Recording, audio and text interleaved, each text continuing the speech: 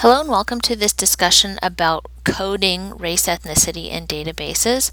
I've given you this two-page document as an attempt at explaining some of the concepts related to that. The primary thing that I'd like to show you is how race ethnicity is coded based on the U.S. Census information that we get.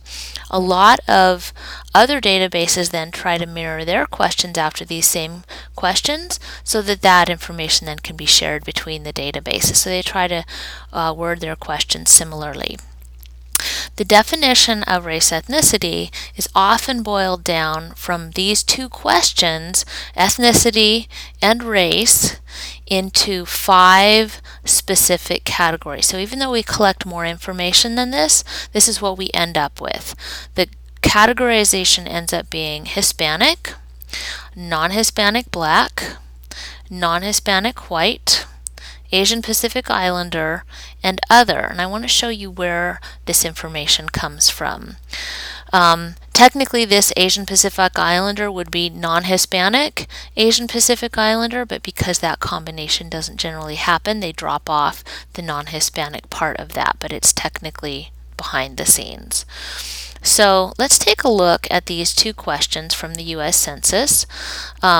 Is this person Hispanic, Latino, or Spanish origin? So for each person, they ask this question. And if the answer is no, not of Hispanic, Latino, or Spanish origin, then we go on to the next question about race. Now, everybody answers both of these questions, and you can see there are a bunch of combinations.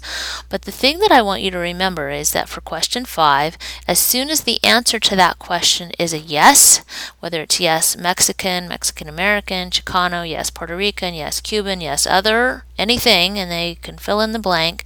Anytime that's a yes, then that person automatically is coded in this first category, Hispanic. And Hispanic then catches all of the people who are a yes for that first question of ethnicity. Ethnicity is about the Hispanic origin. Race, on the other hand, then captures things about whether a person is white, Black, African American, American Indian or Alaskan Native, Asian, Chinese, Filipino, Japanese, Korean, Vietnamese, Native Hawaiian, Guamanian from Guam, Chamorro, Samoan, other Pacific Islander, other Asian, or some other race. And we now kind of have the whole concept of you can check one or more boxes, and so then you can have this multiple race idea. And so as long as the answer to the first question was no, then we end up having these other categories. And so if a person marked on here white, then, and it was a no for question 5, then we would end up with non-Hispanic white. If they mark Black or African American, then we would end up with non-Hispanic Black or NH Black, NH white. If any of these middle ones were marked, Asian, Chinese, Filipino, this whole middle section, then we lump all of them together as Asian Pacific Islander. And even Asian Indian is part of that. Chinese, Japanese, Korean, Filipino. And then the some other race, or American Indian, Alaskan Native, those end up in what's the other category. So everything else is kind of this catch-all. Now the problem with race ethnicity is that as races and people get more and more and more mixed, then we end up with categories that really aren't very descriptive for that particular person. And so really, race ethnicity is not a genetic issue. It's not a molecular. It's not something inherent. It has to do with a person's self-designated category, and so kind of how socially they feel connected to a particular group.